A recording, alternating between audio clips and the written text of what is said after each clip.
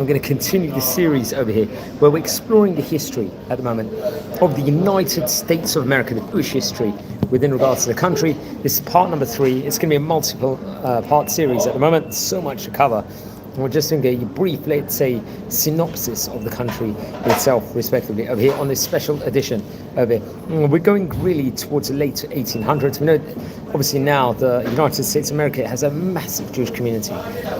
But back in the day, in the 1800s, especially the earlier parts, later parts, wasn't anywhere near as big as nowadays. It was, So really, the period of 1880 to 1925 will see a massive influx, immigration of Ashkenazic Jewish people coming into the United States of America. I think it would assume significance and volume, let's just say, of that especially from Russia and neighboring countries. Between the last 2 decades of the 19th century, at that point in time, and I think it was really the first period of the 20th century, there'll be mass influx of Jews at that point in time, of Jewish peoples, just say, from Eastern and Southern Europe. During that period, I think 2.8 million European Jews immigrated to the United States of America, with 95% of them coming from Eastern Europe. Let's say this immigration, mainly from diaspora communities, would actually take place at that point in time. So it was a massive influx over there, and something that we very much have to point out. Anyone tuning in live, we're exploring the history within regards to the Jewish community of the United States of America here on this special series of Welcome to Our Community. This immigration mainly, let's say, from diaspora communities in Russian, Poland and other areas of the Russian Empire, will begin, I believe, from quite a far back time. It was gradual. We spoke about many mass exoduses from various different places in Europe. So begin as far back as 1821, but it didn't become noteworthy until the German immigration fell off in 1870. I think nearly 50,000 Russian, Polish, Galician and Romanian Jews went to the United States of America during the succeeding decade. It was not until there was pogroms, anti-Jewish riots in Russia that would take place at that point in time of the, let's just say, the early 1880s, that immigration assumed extraordinary proportions. From Russia alone, the immigration rose from an annual average of 4,100 in the decade of 1871 to 1880 to an annual average of about 20,700 in the decade of 1881 to 1890.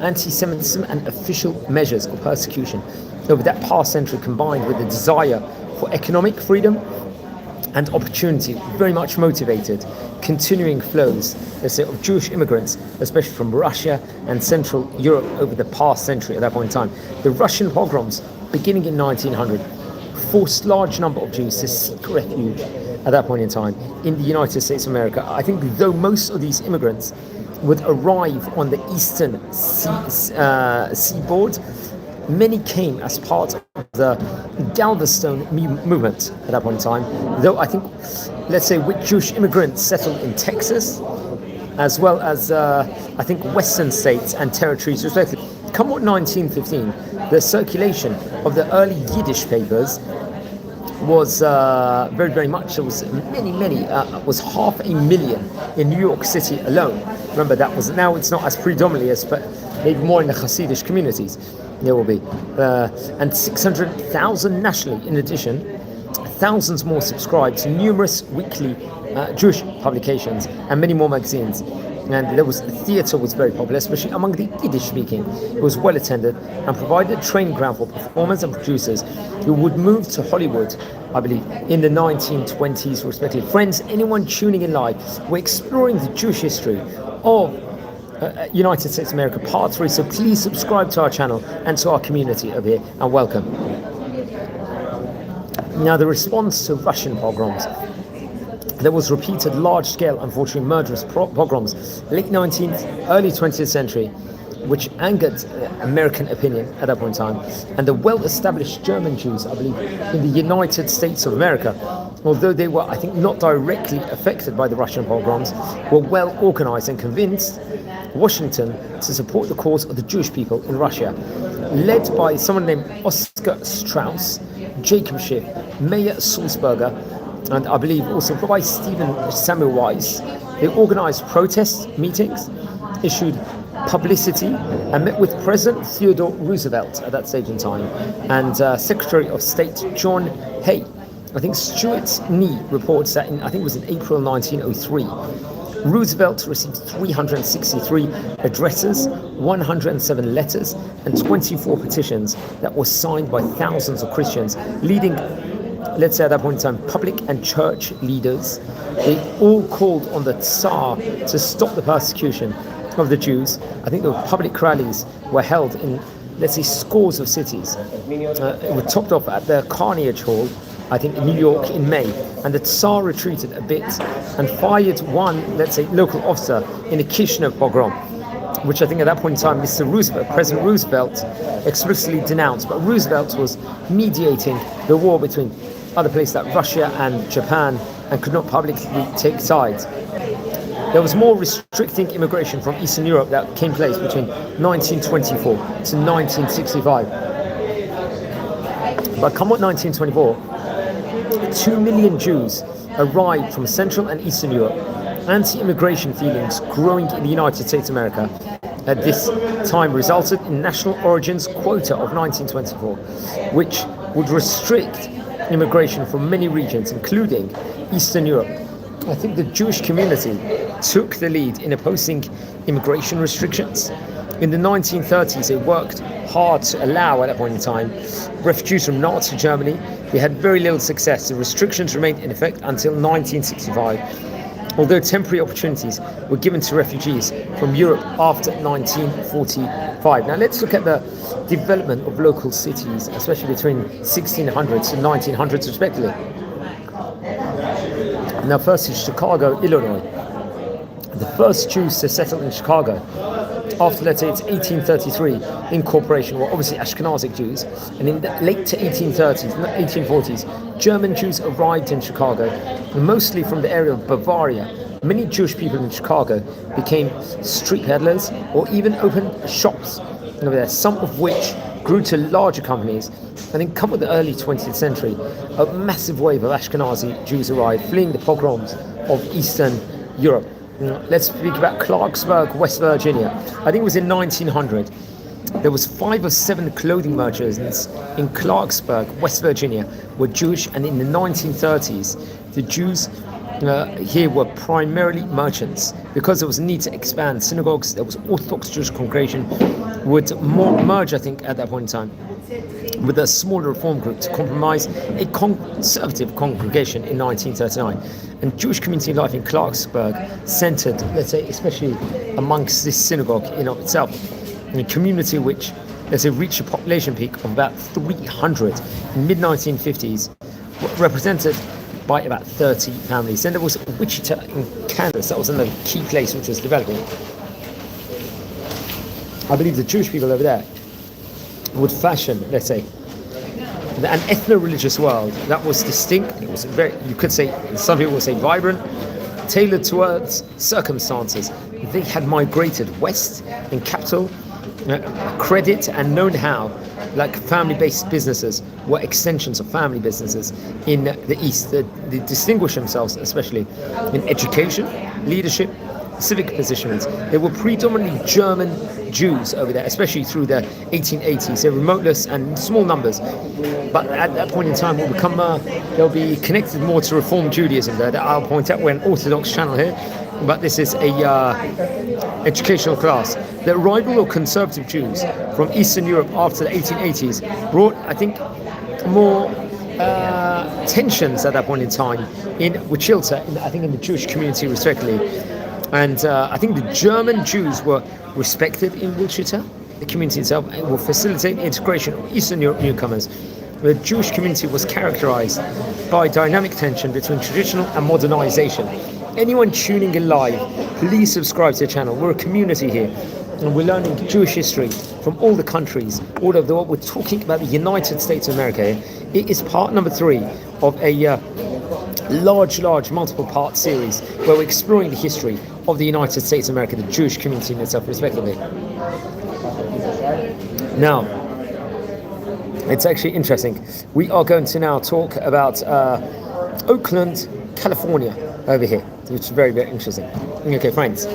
what was going on there? The Jewish community in Oakland, California, representative of many cities it was. Jews would play a huge role over there, especially pioneers of Oakland, especially in the 1850s. In the early years, the Oakland Hebrew Benevolent Society was founded, I think, in 1862. It was a religious, social, charitable center of the community. The first synagogue was named the First Hebrew Congregation of Oakland. It was founded in 1875. The synagogue, also known as Temple Sinai, took over religious and burial functions for the community. I think there was Jews from Poland predominated in the community, and most of them worked, I think, in some aspect in the clothing industry. Someone named David Solis Cohen was noted, let's just say. He was a noted author. He was a leader, let's just say, of the Oakland Jewish community in the 1870s. In 1879, Oakland's growing Jewish community organized a second congregation, now a much more orthodox group, orthodox congregation, Po'el Tzedek. There was women's religious organizations who flourished over there. There was charitable services at that point in time, extending to needy Gentiles also, as well as Jewish people. They would, I think Oakland Jewry in of itself was part of a greater San Francisco community, and will maintain its own character. I think, come on, 1881, the first Hebrew congregation of Oakland elected someone named Meyer Solomon Levy as its rabbi, and I think a London-born Levy, the London-born Levy rabbi practiced more traditional Judaism, reports over just using Wikipedia as source. Oakland Jews, as were pushed hard to excel in school, both secular and religious. The first Jewish person to graduate from the University of California of Berkeley, I think in 1883, First Hebrew Congregation sponsored a Shabbat school, which had 75 children. In 1887, Oakland Jewry was active in public affairs and charitable projects. In 1880, Rabbi Maya S.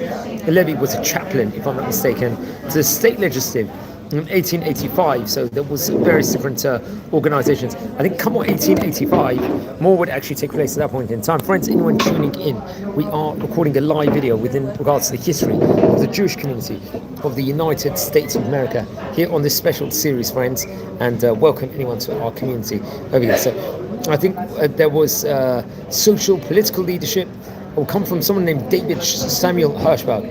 I think until 1886 it was. He was an officer in the Grand Lodge of B'nai B'rith. He served as under-sheriff of the Al-Madiyah County in 1883 and was active in the Democratic Party affairs. And I think he was chief clerk of the U.S. Mint in San Francisco. He was a politician. He was quite well known over there. Let's talk a bit about New Orleans, Louisiana over there. So that's another interesting place to speak about. I think it was before Code Noir.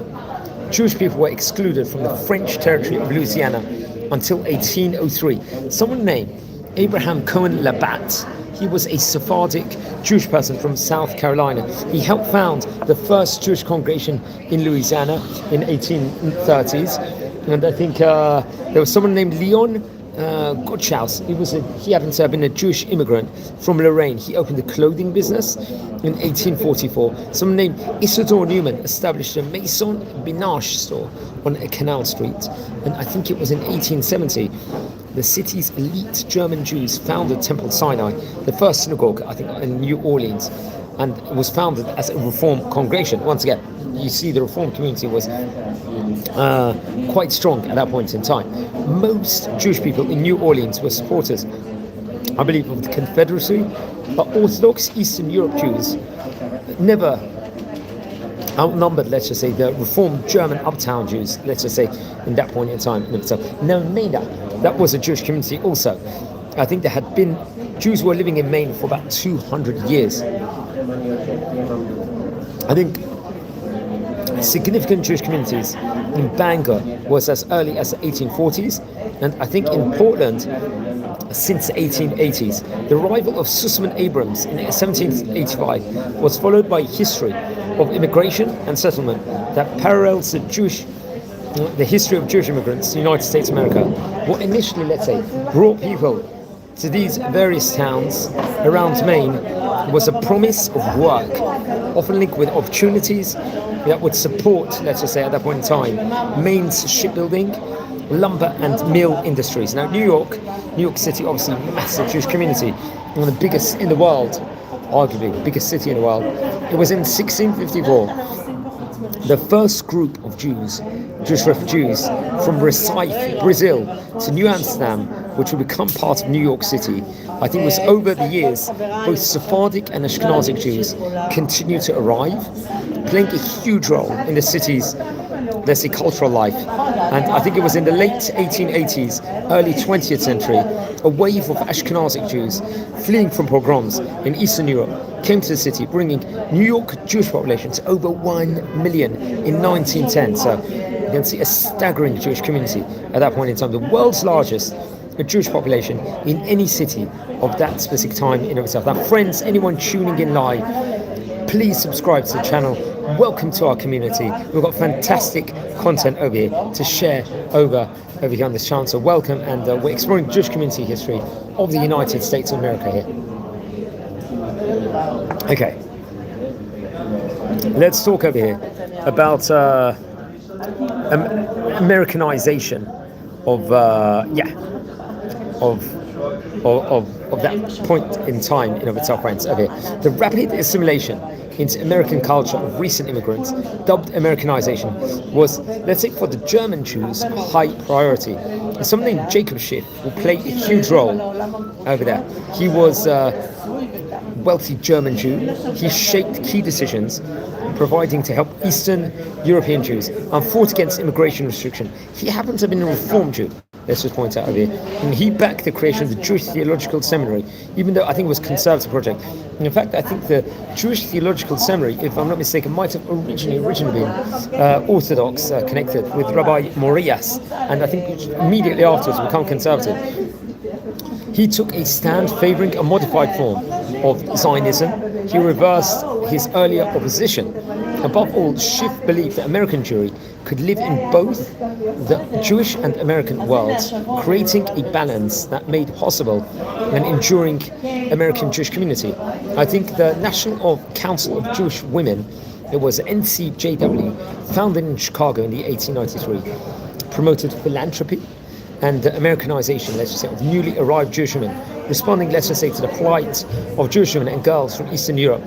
At that stage in time, the NCJW's Americanization program included assisting immigrants with housing, health and employment problems, connecting them with organizations where women could begin to socialize, and conducting English classes while helping them maintain a strong Jewish identity at that stage in time. So I think it was more pluralistic, let's just say, form at that stage in time. That's something that we have to point out, friends, over here. Okay, we didn't speak so much about the San Francisco Jewish community. Let's say something about it. I think the Jews formed, if I'm not mistaken, a community in San Francisco during the California Gold Rush. It was 1848 to 1855. Levi Strauss was a founder of the company to manufacture the famous blue jeans also. And Henry Mick, if I'm not mistaken, was also a famous Jew, I think, in San Francisco, something to point out. Okay, let's speak about some key rabbis at that point in time, because we're speaking about the Jewish Theological Seminary. I think when it really started up right at the beginning, there was an Orthodox rabbi over there. Now, once again, we're an Orthodox channel, but we're just speaking about it because it was a college at that point in time. A key figure of, let's just say, the founder of the Jewish Theological Seminary, you could say, was Rabbi Sabato Morais. I think he was actually born on April 13th, 1823, passed away November 11th, 1897. So he was an Italian-American rabbi of Portuguese descent. He was a leader of the Mikveh Israel Synagogue in Philadelphia. He was a pioneer of Italian Jewish studies in America and the founder of Jewish Theological Seminary, which, let's say, was a center of education for Orthodox rabbis at that point in time. So Rabbi Morias was born actually in Livorno in Italy. He was the eldest son and the third of 9 children of Samuel and Bona Morias. I think the Morias family came from Portugal, and they were probably among the large number of Jews who fled, let's say, thence from the Inquisition. At the time of Sabato's birth, I think Italy was in thick, let's just say, there was struggle for freedom at that point in time. Brother Samuel, I think, was an ardent Republican, at one time undergoing imprisonment for his political views, and his father, Samuel Morais, was prominently identified with the political movements of his day. Upon young, I think he early rested the responsibility of, let's say, aiding in support of the family. And while he was still a child, he would earn a little by teaching Hebrew. He would teach hymns, piyutim, and prayers, tefillot to children. And he would pursue, at that point in time, his own studies under rabbis Finora, Kriyat, and others also. And then I think under his master, Rabbi Abraham Baruch Piperno, I believe, was his rabbi, he would gain, at that point in time, mention. And I think it was close to Professor Salvatore de Bendith. And he knew Hebrew, he knew Italian, he acquired familiarity with Aramaic at that point in time, and French and Spanish, respectively, over there. So various different languages he would actually very much materialize at that point in time. Now, he was elected a Chazan in Philadelphia. Remember, the Sephardi community in Philadelphia was very great. I think in 1850, owing to the withdrawal of someone named Rabbi Isaac Lesser, the pulpit of Mikveh Israel Synagogue in Philadelphia became available, and Rabbi Morias was the applicant for the post. He arrived in Philadelphia in March the 17th, 1851, at that stage in time, and was elected in April the 13th, following the synagogue services in the interval being conducted by him. I think in 1855, he married Clara Esther Weil, who died in 1872, leaving 7 children.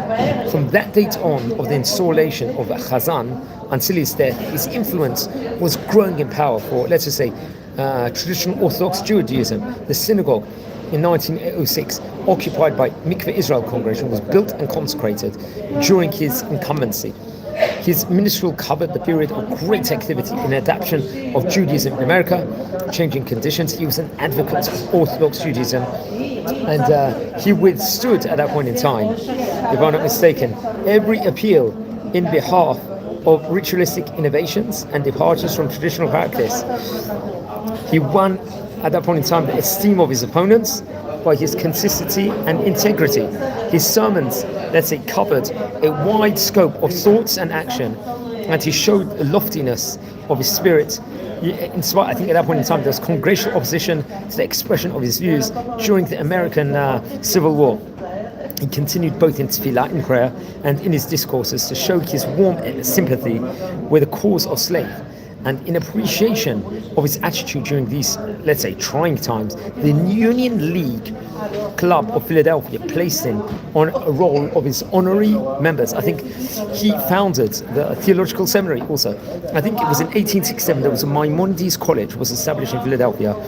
Now, Rabbi Morias was made a professor of Bible and biblical literature, and he held the chair during the 6 years that the college existed. Now, for a number of years afterwards, he felt the urgent need of an institution for the training of Jewish ministers on historical and traditional lines and declarations at that point in time of the Pittsburgh Conference. And I think it was in 1885, they urged him to immediate action. After a considerable agitation of the subject, he succeeded. Now, in conjunction with a few others, I believe, I think it was established in January 1886, the Jewish Theological Seminary at New York. He was, I believe, once made a president of the faculty and a professor of Bible, holding posts until he died. Unquestionably, let's just say, the establishment of the seminary constitutes Rabbi Morias's most lasting influence on Judaism in America. Remember, it was originally an Orthodox seminary right at the beginning, and the directors of that body had fittingly recognized his memory by naming the chair of biblical literature and exegesis the Sabato Morias Professorship. In 1887, the University of Pennsylvania conferred upon him honorary degree of Doctor of Laws. He was, I think, being the first Jewish person so honored by that institution, respectively, over there. It was so very, very interesting.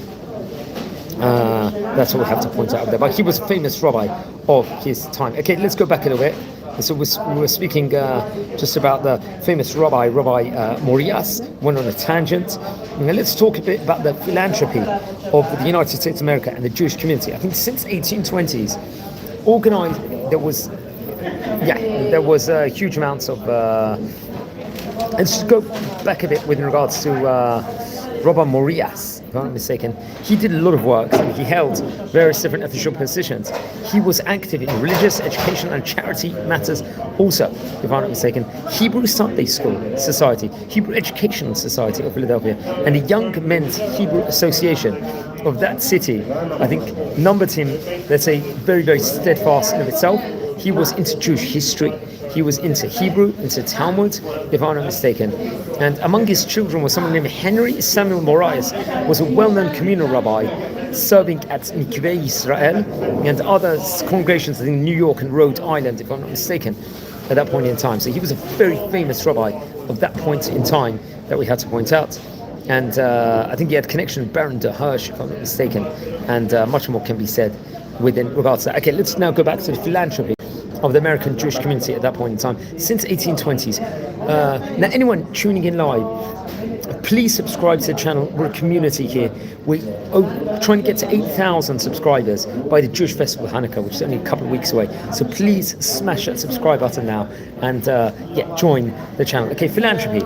Since the 1820s, organized philanthropy had been a core value of the American Jewish community. And I think in most cities, philanthropic, let's say, organizations are the center, let's just say, of the Jewish community and activism, and is highly valued. Much of the money now goes to Israel, as well as hospitals, higher education. Previously, they would give to poor Jewish people more. And in 1880 to 1930, it was an era where there was wealthy, especially German Reform Jews at that point in time, were subsidizing poor Orthodox newcomers, are reported over, helping their process of, let's say, this Americanization, helping bridge cultural gaps. And this convergence brought Jews into political debates. In 1900 to 1930, period over immigration restriction, Jews were the leading, I believe, opponents of restrictions, but could not stop their passage in 1924, where they used to keep out most refugees, obviously from the wicked Hitler in 1930s. I think Julius Rosenwald moved to Chicago in the late 1880s, purchased a half interest in 1885. He transformed a small mall, I think Order House and Sears in Roebuck, into the largest retailer in America. He used his wealth for philanthropy, I think targeted especially at the plight of rural blacks in the coloration of Booker T. Washington. Now, from 1917 to 1932, the Julius Rosenwald Foundation set up 5,357 public schools for, I think, black people, and he funded numerous hospitals for black people, so he was really doing a lot over there, and 24 YMCAs, if I'm not mistaken, at that stage in time. There was another key figure, there was various key events that would take place over there. Let's speak a bit about World War I now over here, now that we're speaking on the topic. World War I, we're really speaking pre-World War II in today's class. It's going to be a multiple part series because a lot happens, especially in the rabbinic sphere of America over especially the past 100 years. So we're going to try and go into that in different communities. It's probably going to be, we're in part 3 at the moment, so we're probably going to go have part 4, 5, 6, 7, might even go till 10 parts this entire series is. But let's see on this thing. Let's talk about World War I. Anyone tuning in live, subscribe to the channel over here and join our community friends over here, as we've got fantastic content and so on and so forth. So welcome everyone, and we're really community trying to explore. Okay, World War I, Jewish American sympathies likewise will break out, let's just say, along ethnic lines. I think recently, let's say there was many Yiddish speaking Jews leaning towards support of Zionism and establishment at that point in time of German American Jewish community, largely opposed to it, especially between 1914 to 1916. There were few Jewish voices in favor of America's entry into the war. Many regarded the British government as hostile to Jewish interests, especially in New York City. There was a well-organized Jewish community numbering 1.5 million Jews, and it was a center of anti-war activism. Of the greatest concern to Jews was the Tsarist regime in Russia, because it was notorious for tolerating pogroms and issuing anti-Semitic policies.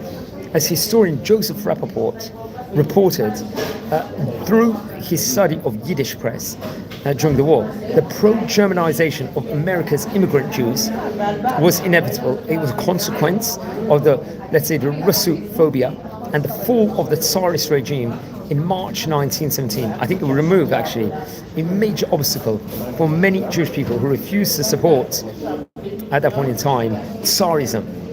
The draft went smoothly in New York City, and I think there was left-wing opposition to the war, largely collapsed when Zionists saw the possibility of using the war to demand a state of Israel at that point in time. So the number of Jews who served in the American military during World War I was disproportionate to their representation in the American population at large. The 250,000 Jews who served represented approximately 5% of the American armed forces, whereas Jews only constituted 3% of the general population. And I think starting in 1914, the American Jewish community mobilized its resources to assist the victims of the European war, and cooperating to a degree not previously seen, the various factions of American Jews communities, native-born and immigrant. I think at that point in time there was Reform, there was Orthodox, secular, there was Socialist. At that point in time, let's say, cold seeds of form, or eventually became known as American Jewish Joint Distribution Committee. And I think all told, let's just say, American Jews raised 63 million in relief funds during the war years, and became more, at that point in time, immersed in European Jewish affairs than ever before. That's something that we should talk about also. So friends, anyone joining in live, we are a community here. We're exploring the history of the Jewish community of America, the United States of America, which is always a great honor to do. I'm going to take a short break over here, and we are going to continue in a few minutes. In the meantime, if you haven't subscribed yet, please subscribe to the channel, and welcome to our community. So we're going to take a short 2-minute break over here, friends, and we'll be back.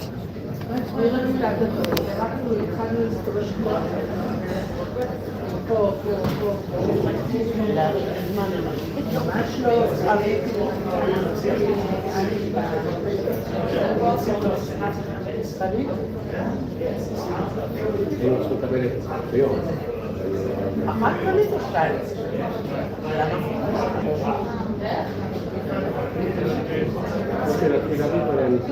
כן, זהו, נראה לי.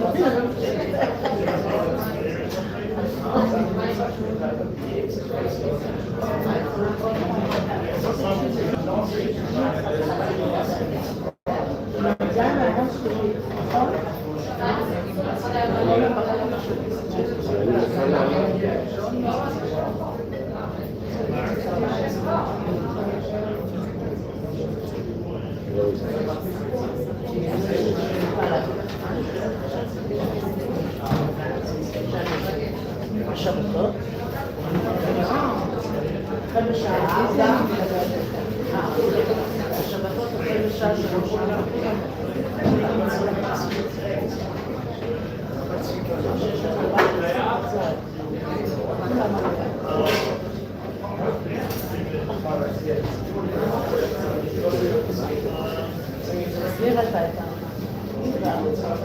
כאילו נראה להזמין את כל הבנות, צופיה גנית שם.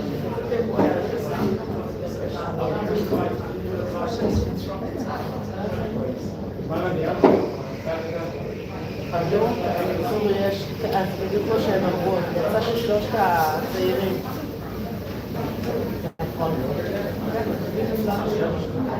שגם הם עם סרט, והם גדולים יותר מגבל. רואים ממש הבדל. זה בסך הכל כמה שנים, שנתיים. אני הערה ליעקב, שנתיים.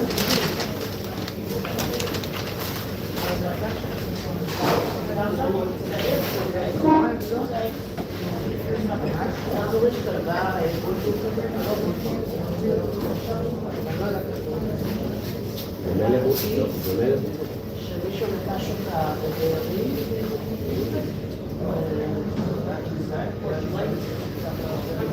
הוא מסתעד בה, ראה אותה,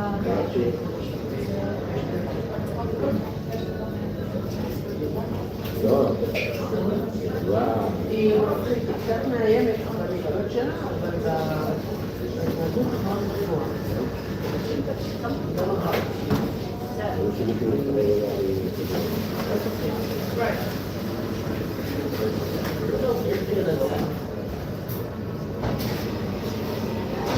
כולם קל איתה, ארץ של החצלות, היא מאוד גדולה, עוד שנה וחצי, אבל הוא צריך כוח מטורף פה במאגר, ואפילו ילדים הוא לא נותן להם, מתחילה לרוץ, הוא אומר, זה נורא חתום, זהו, שאף אחד מאוד.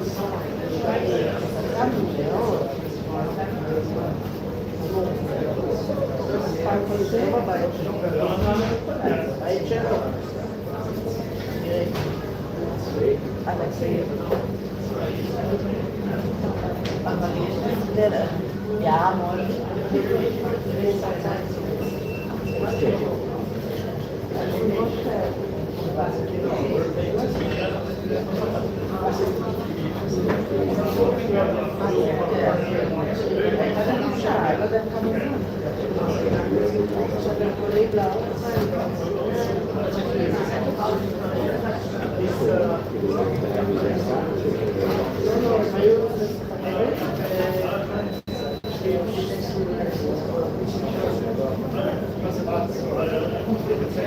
יש להם מקום שירות לא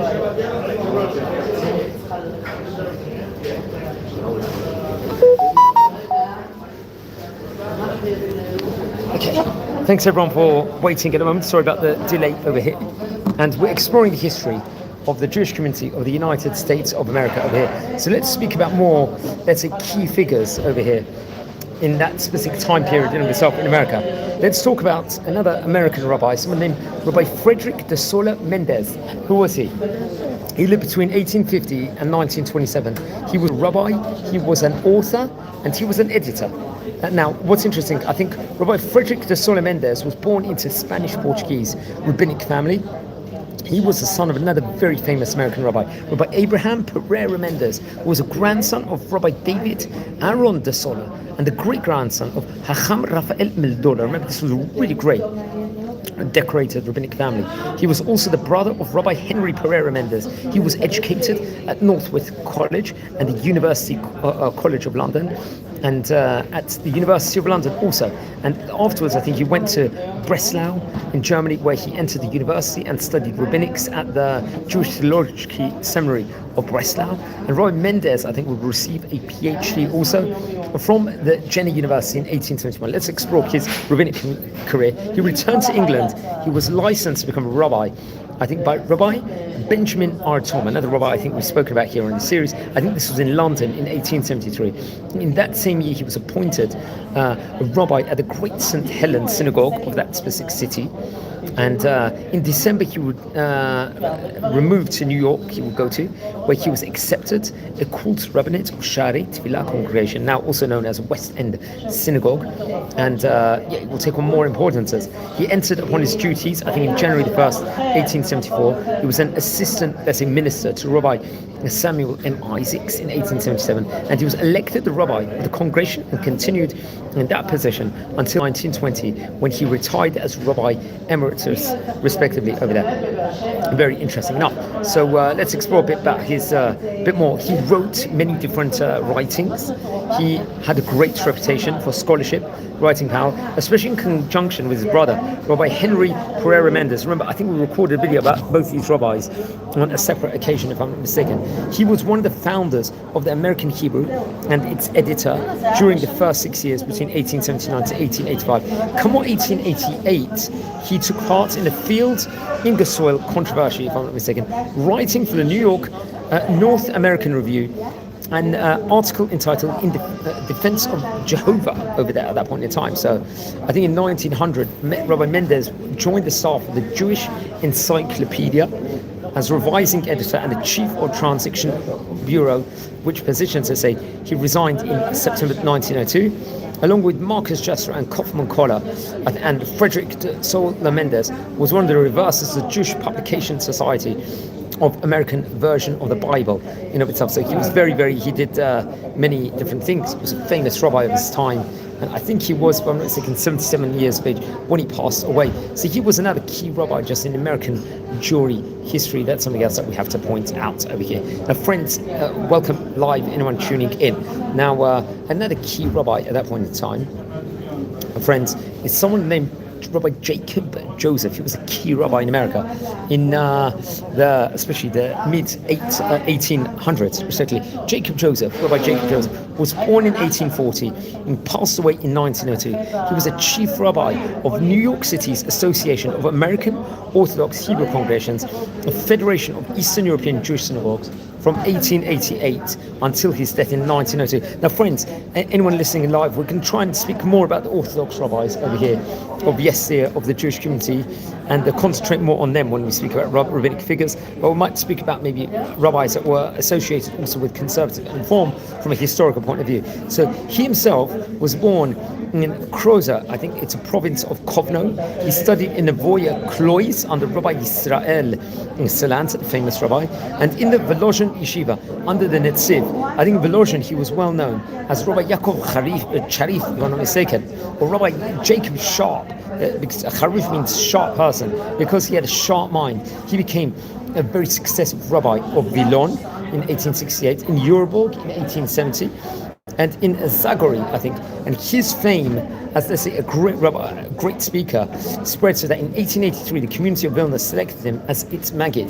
The Rabbi Jacob Joseph School, also known as the RJJ, is named after him, and a playground is named after him and honors the memory of a great-grandson of Rabbi Jacob Joseph, who carried his name. Chief Rabbi, what was his position as Chief Rabbi? Some in the Jewish community of New York wanted to be united under a common religious authority, and although there was obviously reform, liberal factions will make fun of the idea, let's just say even, the mainly Russian Orthodox Ashkenazi community sent a circular offering the post throughout Eastern Europe. Now, it's actually interesting. Rabbi Joseph Jacob was among those offered this prestigious position.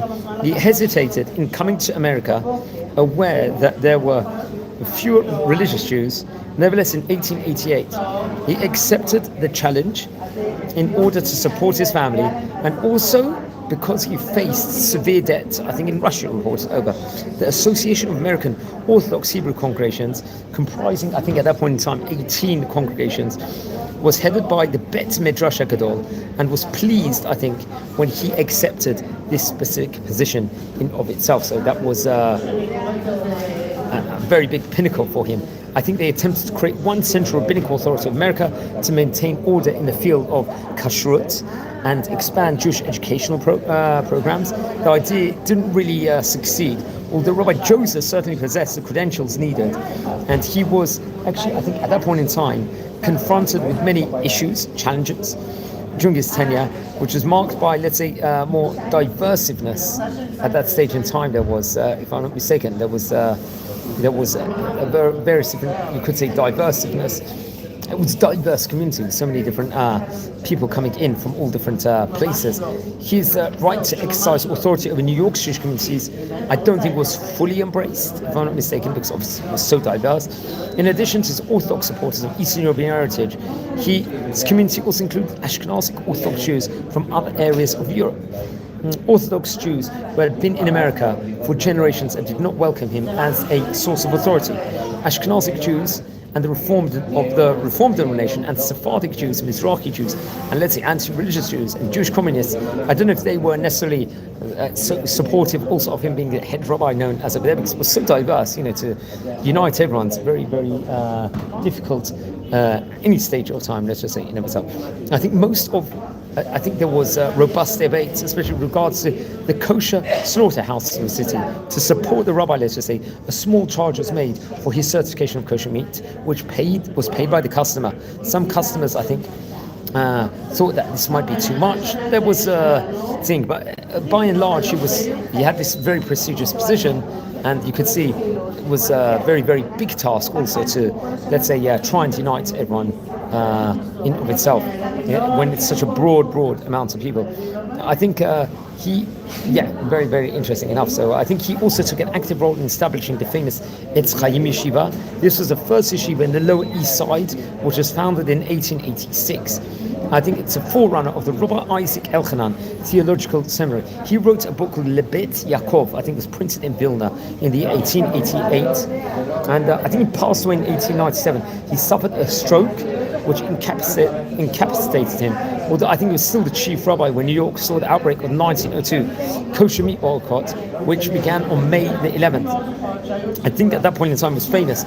400 kosher butchers on the east side would organize a boycott of meat trusts, pressuring them to a sudden rise in cost of meat. Obviously, at that point in time, there was inflations all over America, and at that point in time, so that's something we'll point out over here. Okay, friends, we are speaking about the Jewish history of America now. A key synagogue at that point in time was the famous Bet HaMidrash HaGadol, which was an Orthodox Jewish congregation. We'll speak about it, and it's been running for more than 120 years. It's in a historic building at the 6064 Norfolk Street, between Grand and Broome Streets in Lower East Manhattan, New York City. One of the first Eastern Europe congregations founded in New York City, and the oldest Russian Jewish or Orthodox congregation in the United States of America. I think it was founded in 1852 by someone named Rabbi Abraham Joseph Ash as a Beit Midrash, and the congregation was split in 1859 when the rabbi and most of its members renaming their congregation the Bet Midrash HaGadol. The congregation's president and a small number of the members eventually formed the nucleus of the Kahal Adat Jeshurun, also known as the Eldridge Street Synagogue. And Rabbi Jacob Joseph was the first and only chief rabbi of New York, and he led the congregation from 1888 to 1902, like we just mentioned about. Now then afterwards, someone named Rabbi Ephraim Oshry was one of the few European Jewish legal decisors, let's just say, to survive the Holocaust. He would lead the congregation between 1952 to 2003, a staggering amount of time, we have to point out. So this, the congregation's building was, let's say, using terminology given by Wikipedia here, a Gothic revival structure built in 1850. It was, I think, as Norfolk Street Baptist Church. It was purchased in 1885 and was one of the largest, if I'm not mistaken, synagogues on the Lower East Side. It was listed on the National Registrar of Historic Places in 1999, and come the 20th century, the congregation dwindled and was unable to maintain the building, which had been damaged by storms. Despite their, let's just say, obtaining funding and grants, the structure was critically endangered. The synagogue was closed in 2007, and the congregation was reduced to around, let's say, 20 regular attending members. And they would share facilities of congregation, I think, on Henry Street, also respectively. So, very, very interesting enough. So let's speak a bit more about it. So we spoke about Rabbi Ash, and I think the founding rabbi was Rabbi Abraham Joseph Ash. He was born, I think, in the Congress, Poland, in 1813 or 1821, and if I'm not mistaken, the first Eastern Europe Orthodox rabbi to serve in the United States of America. He was. Very interesting enough, and he would fight, I think, against reformist tendencies of German Jewish congregations over there. He would organize a minyan of like-minded Polish Jews over there, and by 1852 he began conducting services through memberships consisting of Polish Jews. There was maybe Lithuanians also, Germans also, and the congregation moved frequently through its years and progress. I think in 1856 there was assistance of philanthropists, someone named Samson Simpson, and wealthy Sephardi Jews who sympathized with the traditionalism of the congregation members, and the congregation purchased a Welt chapel on Allen Street, and a synagogue which had a very good Hebrew library, described as, was a place both of tefillah, prayer, and study, and it included a rabbinic family court over there, and according to historian and long-time member Judah David Eisenstein, rapidly became the most important center for Orthodox Jewish guidance inside the country, respectively. Over there at that point in time. Synagogues Jews were collected by the shamash, the equivalent of a sexton or a beadle, let's just say, in of itself. The Beit Midrash was a proto-typical American synagogue for early immigrant Eastern European Jews who began entering, let's say, the United States of America in large numbers only in the 1870s. They found the synagogue in the German Jewish immigrants who preceded them to be unfamiliar, both religiously and culturally. I think Russian Jews in particular had been more excluded from Russian society than they were German Jews from German society, let's just say themselves. I think robust debate will be brought out in 1859 between Rabbi Ash and the synagogue's president, Joseph Rothstein, over who had been, let's just say, responsible for procuring the Allen Street location, and that will be a whole topic into itself, so very, very interesting. And the Beit Midrash will be until the 1880s, and very much progressings will come about at that stage in time, we have to point out. So that was a famous, let's just say, a famous synagogue at that point in time. Let's speak about a bit more about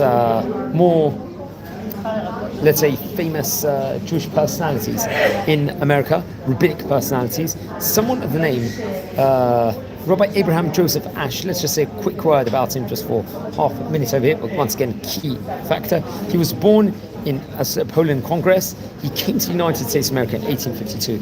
He helped to organize in New York City the first Russian-American congregation, and the Beit Midrash HaGadol, which you mentioned about before, and 8 years later he was elected its rabbi.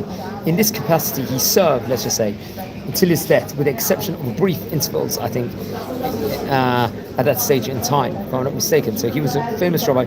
He was a staunch opponent against the reform movement, and he would really give his lectures really in the Orthodox Jewish congregations at that point in time, and he wrote an open protest headed with a Talmudic legal phrase, I believe, over there. What right has ox of the damager in the premises of one damaged? He passed away, I think, on May the 6th, 1888, so he was a very famous rabbi of his time. Let's speak about another rabbi. We're exploring the history of great rabbis in the United States of America, part 3, really between the late 1800s here and early 1900s. We're claiming another famous person, a philanthropist, was Samson Simpson. Who was he? He lived between 1780 to 1857. Once again, an Orthodox Jewish person. He was a philanthropist. He was remembered as the father of Mount Sinai Hospital. He was actually born in Connecticut to Solomon Simpson. And some sources claim that his father was immigrated from Germany.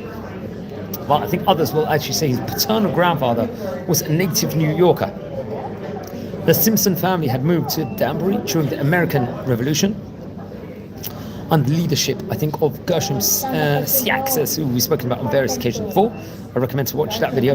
I think he was rabbi, he was reverend, who felt that Danbury would be better place to live for the Tory-controlled New York City. I think Simpson studied under the Aaron Burr, attended a Columbia University, if I'm not mistaken. He became one of the first Jewish lawyers in New York City, and I think he would abandon his law career quite quickly and retire to his Yonkers farm to devote himself to charitable work. This was like on account of his distaste for an active public life, as well as an accident, I think, that left him disabled for a number of months, if I'm not mistaken. He was described as a pious man with a New English conscience, let's just say, a combination of public spirited citizen he was, and he was a member of the Congregation Shearit Israel, which we spoke about before, and he did great charitable contributions over there.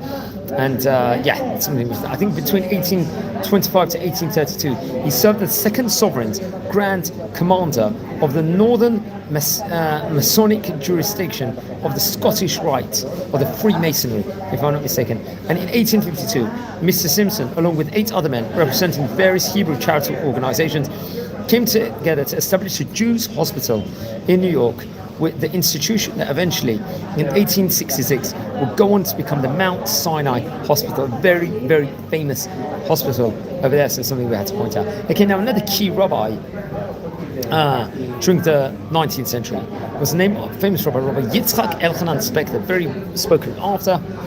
He lived between 1817 to 1896. He was a Russian rabbi, he was a posek, and a Talmudist of the more later part of the 19th century. Now, friends, anyone tuning in live, subscribe to our channel. We are a community here, and we're exploring the history of various different Jewish communities over the world. We're speaking about the United States of America here, friends, today.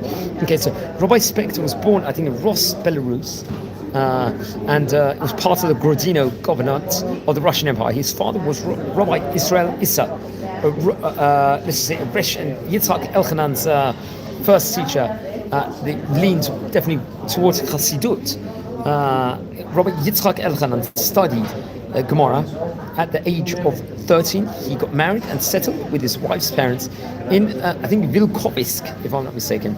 Well, I think he remained for 6 years. He was for a short time the Talmid of Rabbi Elijah Schick, and later he studied under another great rabbi, Rabbi Benjamin Diskin, who was a rabbi of Vilkovisk and was a fellow student of Rabbi Diskin's son, Joshua Leib Diskin, who would later on go on to become the rabbi in Brisk. Rabbi Spector received his semicha, rabbinic ordination, from Rabbi Benjamin Diskin and from Rabbi Isaac Haber of Tiktin, if I'm not mistaken. His wife's 300 rubles dowry was, I think, lost in bankruptcy of his debtor. And in 1837, Rabbi Spector became the rabbi of the small adjacent town of Sabelin, if I'm not mistaken. And he remained there, I think, for about 2 years. He'd go on to Karlin and introduce himself to Rabbi Jacob of that town, the author of Mishkenot Yaakov, who recommended him to the community of Barsia or Biur Oza, where Rabbi Spector became the town's rabbi in 1893, and with a salary of 1 ruble a week at that point in time. Let's say a bit more within regards to him. In 1857, he became the youngest member of the committee rabbis chosen to regulate the management of the Volozhin Yeshiva. 1868, he headed a committee to help the poor during a drought, which almost produced a famine.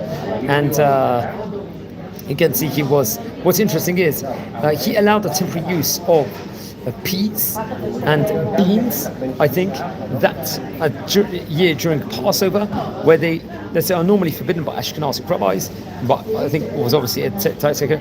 Together with Rabbi Yisrael Salanti, he was active in opposing the anti-Semitic decrees of the Russian government, if I'm not mistaken. In 1889, he was elected an honorary member of the Society of Promotion of Culture among the Jews of Russia.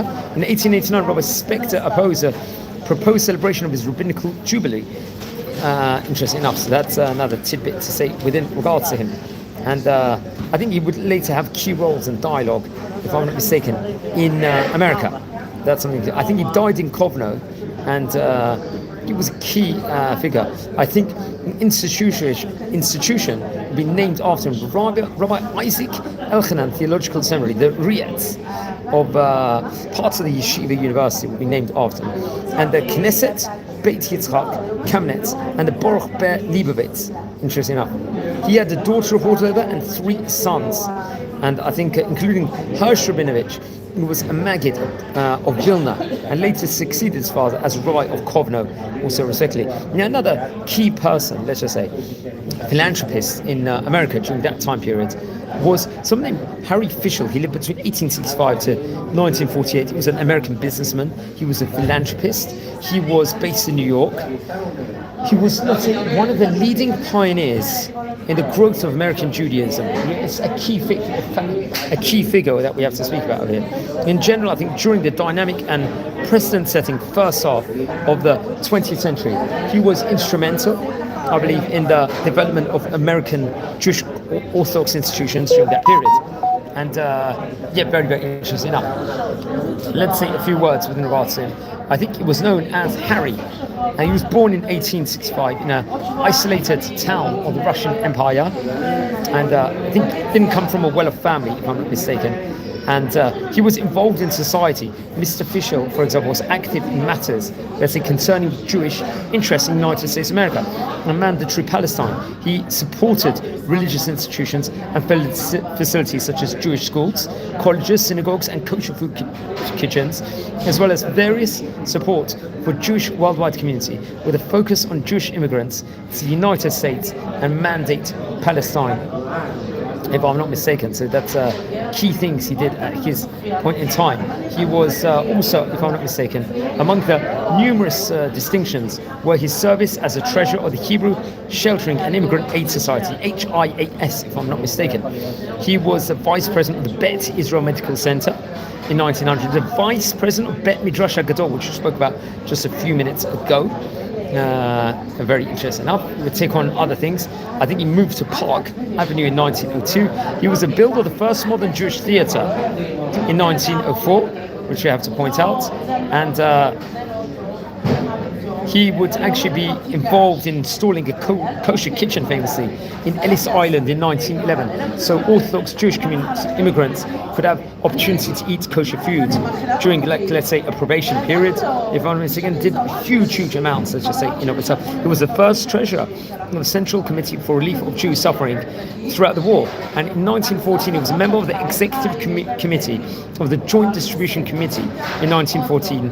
He was an organizer of the Palestine Building Loan Association in 1921 and was a builder of the home, office, yeshiva and synagogue. Interesting enough, of the chief rabbi. What's his name? How's it going? Yeah, it'd be great to record with you again. You're going to be around? Yeah, so he was also over there, key figure over there, and a large percentage of judges who presided over the religious courts established the Harry Fischel Foundation on January the 4th, 1932. He was also a long-time member of the Congregation Kehilat Jeshurim on Manhattan's Upper East Side, if I'm not mistaken. So that's very interesting enough.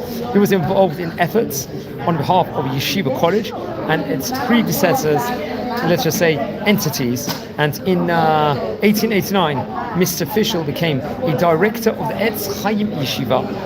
In 1895, he became the chair also of its building committee, and in 1915 he became the chair of the building committee of the newly merged Etz Chaim Yeshiva and the Rabbi Isaac Elchanan Theological Seminary, if I'm not mistaken. So he was very well.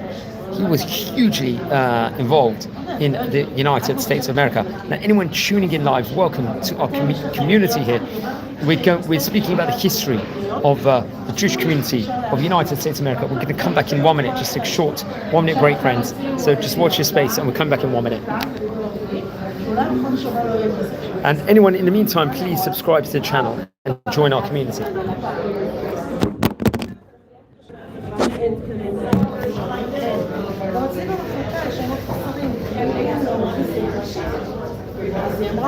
Very interesting enough. So sorry, we're just back at the moment, and we're just speaking about more key rabbinic figures in America, especially at the end of the 1800s, respectively. Now, someone that was born in 1885, we're going to speak about him more maybe in the next class, was Rabbi David de Sola Pool. He was actually an English rabbi in 1885 who would become a leading Sephardic rabbi in the United States of America in the 20th century, and was a great rabbi. He was an author and a civic leader. We'll try and speak about him in the next one, if I'm not mistaken. And there was many great rabbis at that point in time.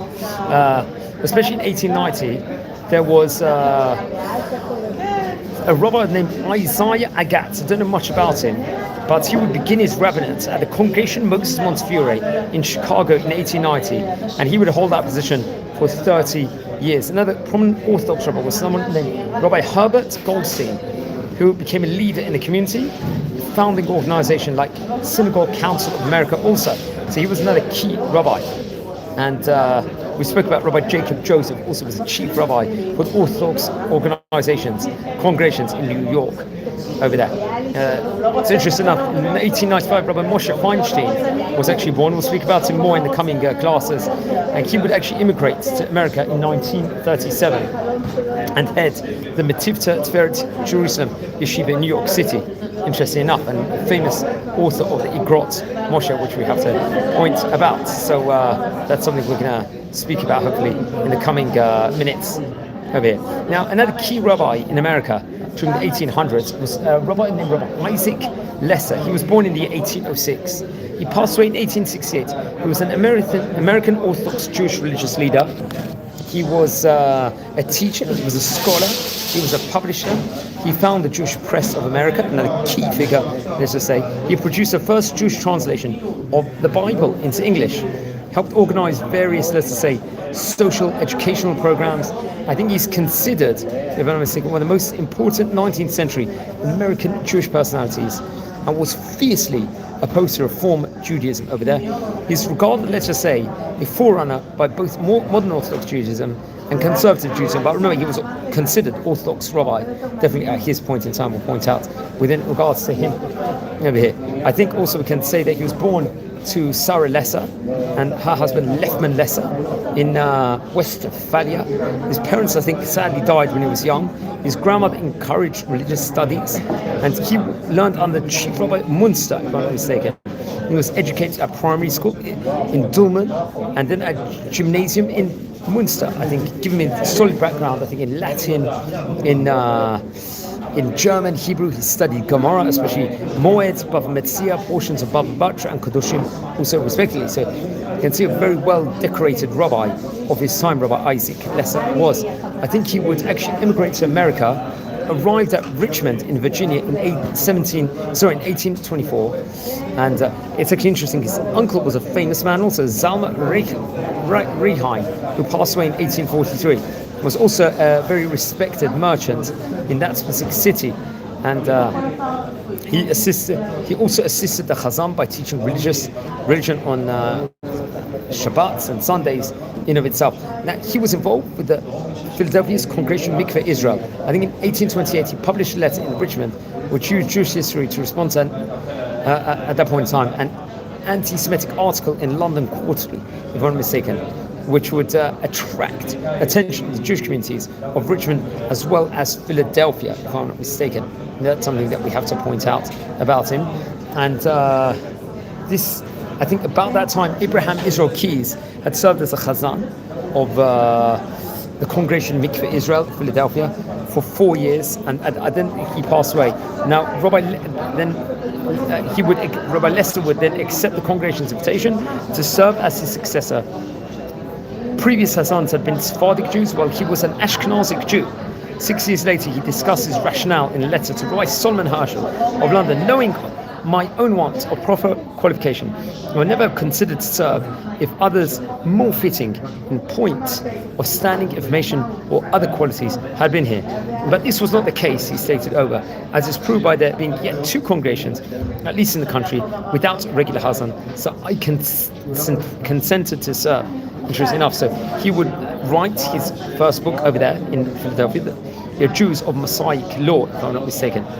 And he was a key rabbi at that point in time, rabbi of the Mikveh Israel community over there. Let's speak about another key rabbi, Rabbi Henry A. Henry. He lived between 1800 to 1879. Once again, a British-American rabbi, educator. He was the first Orthodox rabbi to serve the American West, reported over.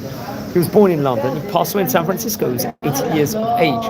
And very interesting enough, he was an Orthodox Jewish rabbi. He was a rabbi of Congregation She'erit Yisrael, if I'm not mistaken. So he was a very, very key rabbi. He was from most likely a Prussian Polish origin. His relatives included Rabbi Morris Joseph. In fact, he was educated at Jewish Free School, the JFS school, and received his rabbinic ordination by Rabbi Solomon Herschel. He was a tutor for the Rothschild family and led the Jews Free School as headmaster between the years 1832 to 1842. He would officiate in London schools and become a headmaster, I think, in 1844. He would become a rabbi of St. Albans congregation, where he remained until 1849. He introduced regular English language sermons at that point in time. I think come 1849, he emigrated to the United States of America, bringing with him a huge library of Jewish books. And he wanted to serve, I think, the Jewish community over there, of Louisville, Kentucky, and was delayed in Cincinnati, and accepted instead a position in the B'nai Yeshurun synagogue that September. And he was an Orthodox rabbi, but he delivered sermons also in Reform synagogues, it's reported over here. And I think he was, because of this, it caused friction with the Orthodox congregation of Sha'arei Tefillah. In 1854, he would move to New York City. He would be there for a few years, and then he would serve in the Henry Street congregation and the Clinton Street congregation synagogue, also respectively. He was a superintendent, a religious school, and established a boarding school for Jewish children. He would relocate in 1857 to San Francisco and become the rabbi of Congregation She'erit Yisrael, and would, I think, reach emerita status in 1869. I think he died in San Francisco actually in 1879, if I'm not mistaken. His library contained 2,000 volumes, which was acquired by the Hebrew Union College or in Cincinnati, respectively, over there. So another, once again, very key rabbi in the United States of America. Other rabbis, especially during the 1870 period, include Rabbi Chaim Tzvi Schneerson, who was a famous Chabad rabbi who arrived in Los Angeles in July 1870. He was also known for giving lectures and was counted in the census. Another key rabbi, Rabbi Aaron J. Messing, was the rabbi of Congregation Shearith Israel in San Francisco in 1870 and went on to found many congregations and Sunday schools in the West, if I'm not mistaken.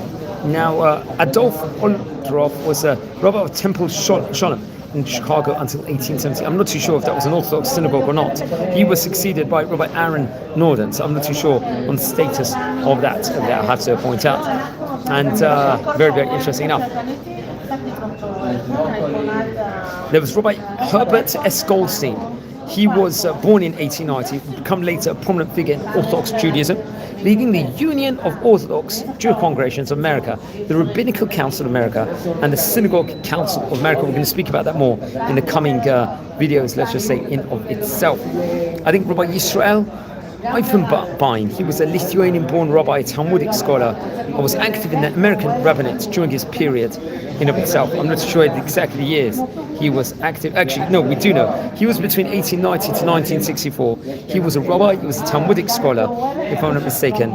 He actually was ordained by the Jewish Theological Seminary. So once again, I'm not too sure if he was connected with Orthodox Judaism or not, because it become a conservative branch later on. And he would serve as a rabbi of congregations in Nashville, Chicago, and New York between 1915 to 1940, and was the executive director of the Mizrahi Education Expansion Fund, reported over, if I'm not mistaken. Now, another rabbi was an Orthodox rabbi named Rabbi Tobias Geffen, another key figure. He lived between 1870 to 1970.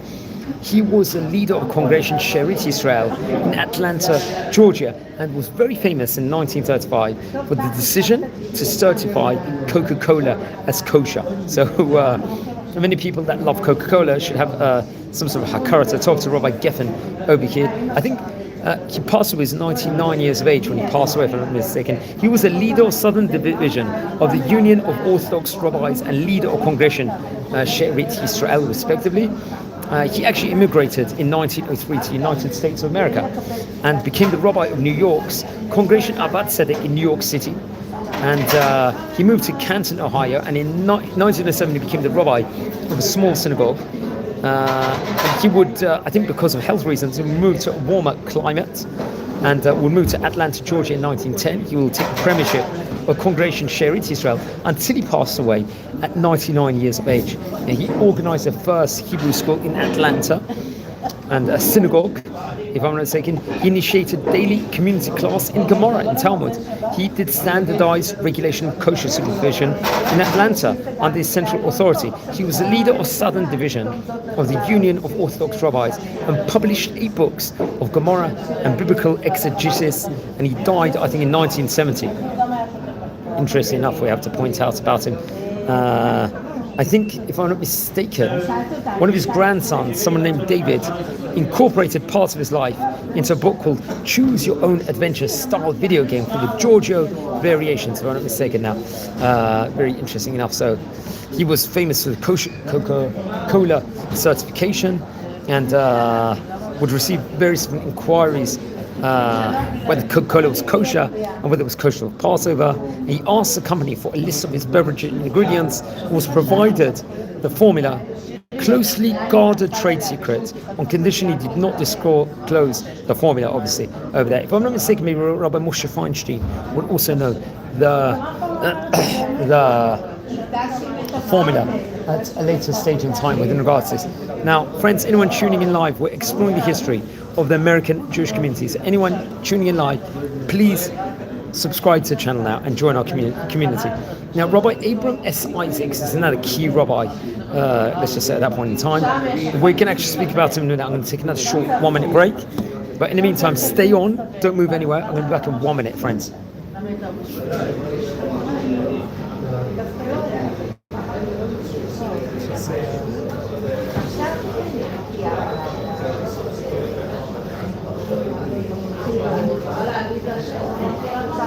קיבלת את זה עכשיו, זה טוב? טוב ולא...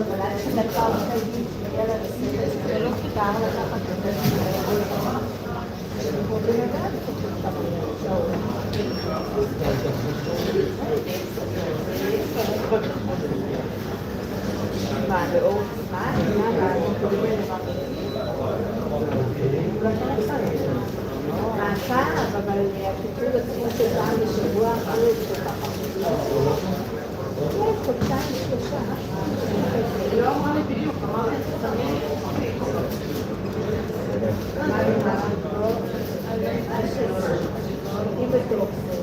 היא לא רוצה שעה. אמרתי לה, את רוצה שתתקן לי ככה, זה לא בעיה בשביל.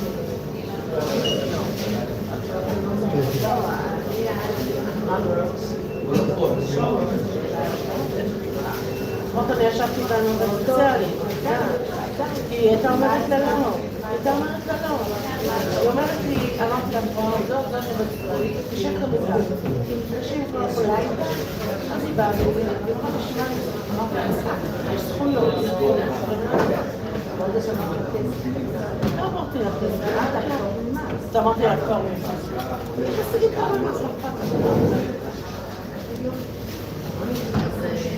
אז כשהיא באה, אז היא הספיקה. אמרתי, את רוצה שאני אקום, אני אלך? לא, לא.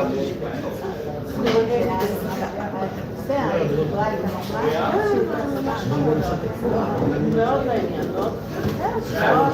תעשו דברים מעשיים פרקטיים, לא עושה מסביב, מסתיים, אמרה לה, איך את מרגישה עם זה שאמרו לך השם, בסדר.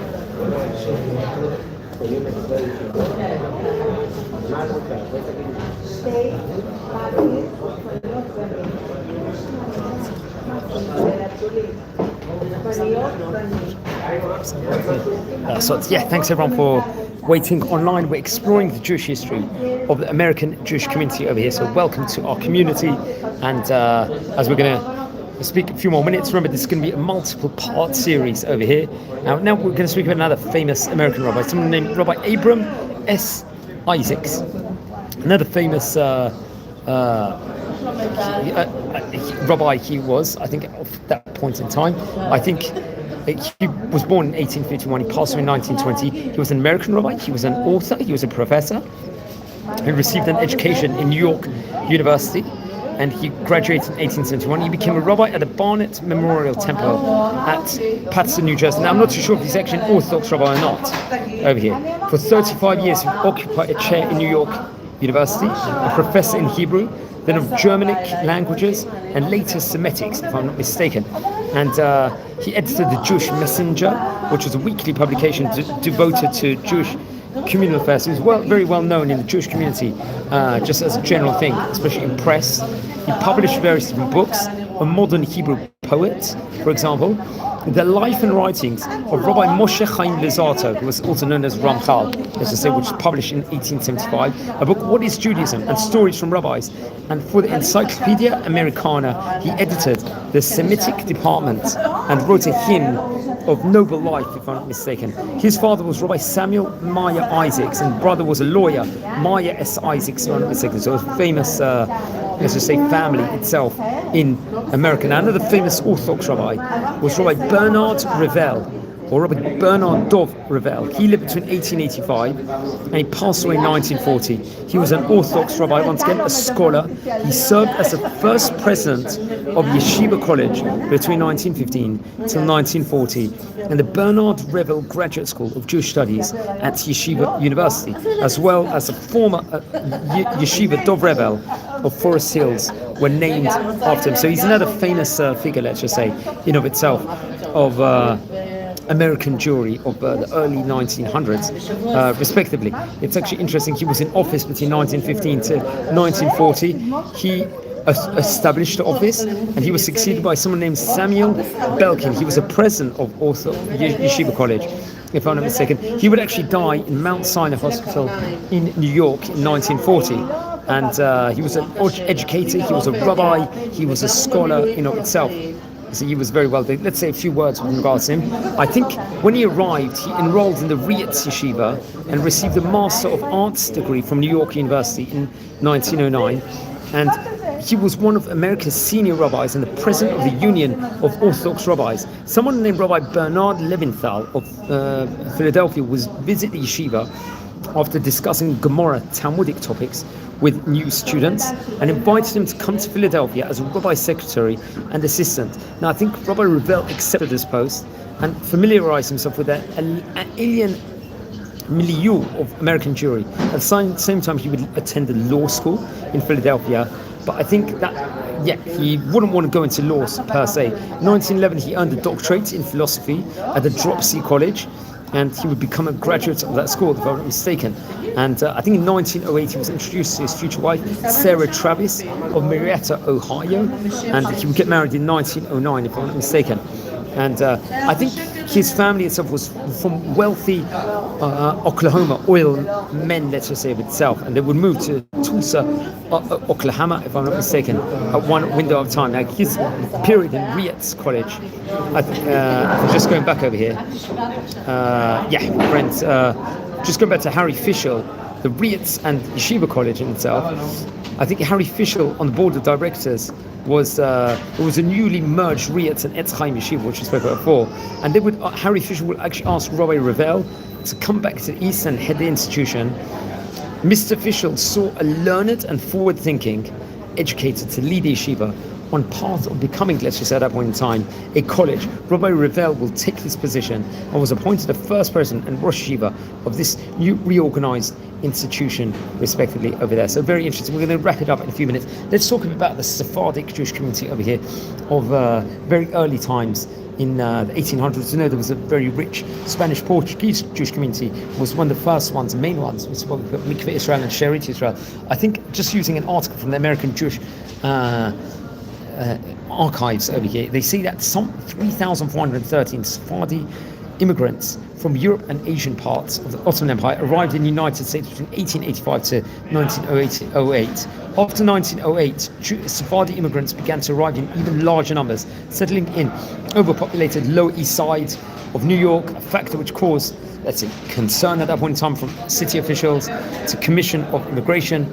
And I think there was I think in response to this concern, the Jewish Agricultural and Industrial Aid Society, operating on funds supplied by Baron D. Hirsch, organized an industrial removal office for the purpose of relocating immigrants to less congested parts of the country, with the assistance of the Federation of Oriental Jews of America at that point in time, and the Federation of, many Sephardim were settled in Seattle, Rochester, New Jersey, Indianapolis, Gary, Montgomery, and Judeo-Spanish immigrants were encouraged to remigrate to Central and South America, if I'm not mistaken. The majority of immigrants remained in New York City, though. And very, very interesting enough, I think there was a study of the American Civic League in 1912 showed that most of the immigrants were more on the poorer side and had only minimal formal education, but their literacy level compared favorably with that of other ethnic groups. 2/5 of Sephardim could read and write their own language, and another fifth could read but not write. 90% of the literal group could read the Hebrew prayer book. Let's say the more sorry state of affairs, which quotes over just from this article I'm reading, for the descendants of the highly cultured Sephardim and the Golden Age, I think be viewed in light of there was more ignorance and poverty of the masses among them, whom the majority of Sephardim lived in the old country. I think there's a well-established fact, if I'm not mistaken, that immigrants in new countries start out by drawing together into groups from the same cities, and let's just say towns in of itself of just of its origin. I think the Ashkenazim had more unifying elements, will allow them to, at that point in time, to transcend strict local loyalties, expand larger communal entities. They had obviously common language in Yiddish, and Sephardim, especially from the Ottoman Empire, lacked the common knowledge, let's just say in itself. Not only could they not communicate with Ashkenazim, but they were divided into Judeo, let's say Spanish, Arabic, and Greek-speaking Jews groups. They had to learn English in order to speak with each other. Furthermore, in Ottoman Empire, the Sephardic immigrants had lived in tiny, knit, autonomous and self-sufficient communal units, and it seemed only natural to them to continue this way of life. Immigrants, let's say, from the same city or locality formed societies in order to meet the immediate need of obtaining burial grounds for their dead, I think, was done in societies expand into several other social and religious needs. If I'm not mistaken, the Sephardi immigrants will feel secure only in their own enclaves and among their kinsmen. I think some time passed before these small communities began to interact with each other and regain the conscience of, let's say, a shared Sephardi people. The immigrant societies will be helped with regards to tradition, morale, identity, self-respect of the members, and very interesting enough. I think considering the role of societies in the communal life of American Sephardim, a paraphrase of Rabbi Nissim Ovadiah's dictum on the Allianz Israelite Universal seems to sum it up. These societies were so important, let's say, to the initial survival and cohesion of the immigrant Sephardim that one cannot speak derogatory about them, he would say, yet they proved so destructive to all efforts to unite and function on a broader, let's say, viable communal Sephardi base that one cannot say anything good about them, let's just say, in of itself. The Arab-speaking groups, which came mostly from Syria, stressed family unity was important, and a thorough religious education for their children was important. Greek Sephardim, mostly from Janina, maintained their own individualism, let's just say, even within the framework of their own groups, while, I think at that point in time, the Judeo-Spanish speaking Sephardim, let's just say, by far the largest of the three groups, were spurred by desire to regain historic status and assert their equality with Ashkenazic Jewry. The Ashkenazim had a hard time accepting, let's say, as Jews, people who spoke, let's just say, not their language, let's say, maybe because of cultural differences. There was a lot of differences, obviously, with the pronunciation of Hebrew also. And there was once a case, I think, reported over of two Sephardi immigrants who went to settle where a Greek friend put them and to work in his fish store. When he introduced his new helpers to Jewish customers, the latter refused to accept them as co-religionists and instituted they were Turkish imposters.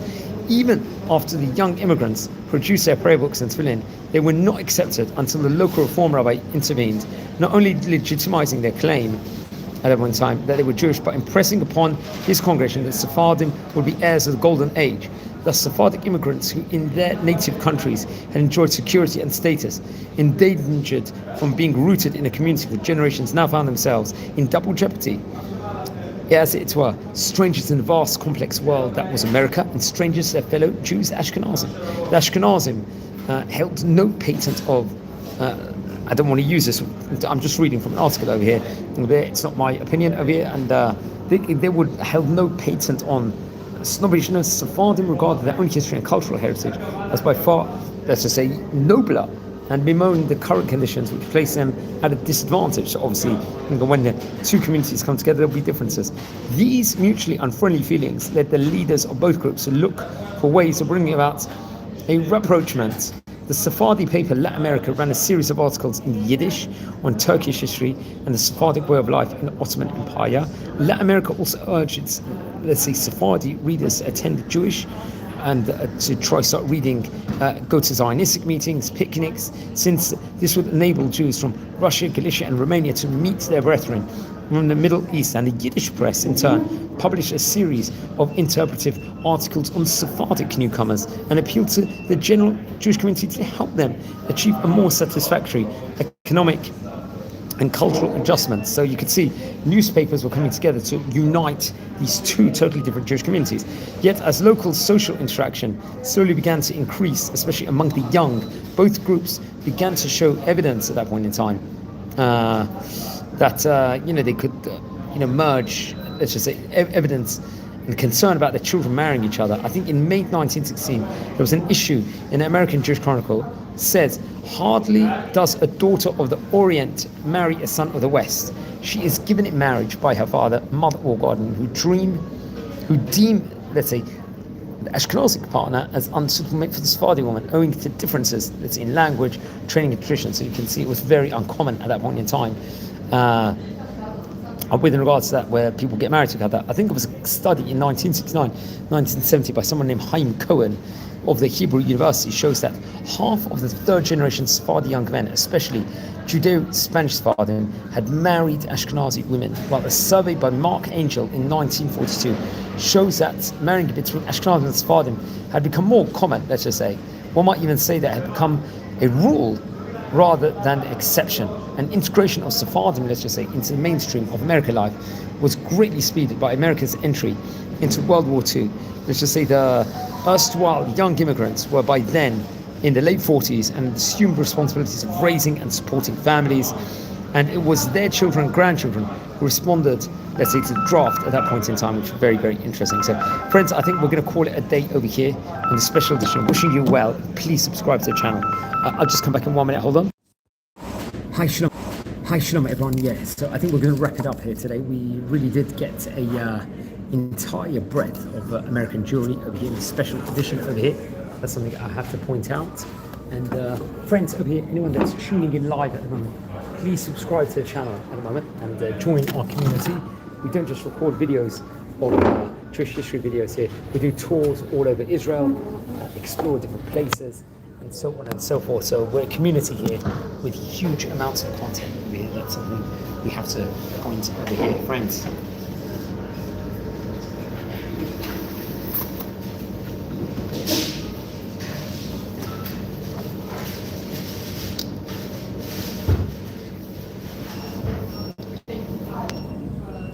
And also, friends, we've got great content coming out in the coming days over here. So watch your space for more. Watch your space to get more inspiration. And yeah, I think that's very, very good. And yeah, let's learn more together, grow together as a community where we explore the various different Jewish histories and so on and so forth. Just recording this over here from the city of Bet Shemesh in Israel. We'd like to go to different places for each different presentation we give, every different video that we give over here. That's something important I would like to say on the onset over here. And yeah, we'd like to grow more together and expand our knowledge within regards to Jewish culture and Jewish heritage. And these are the very, very important, let's just say, principles about the challenge in of itself. Let's just say another word over for a minute while you guys are over here. And yeah, we're just recording this here from the city of Bet Shemesh. And watch your space. We're going to put video on daily tidbit of the Talmud in due course also today, and take on various other important writings within regards to other important topics in itself. So I think on this note, we'll leave it a day. And please subscribe to the channel if you've not subscribed yet. And thanks for watching, everyone.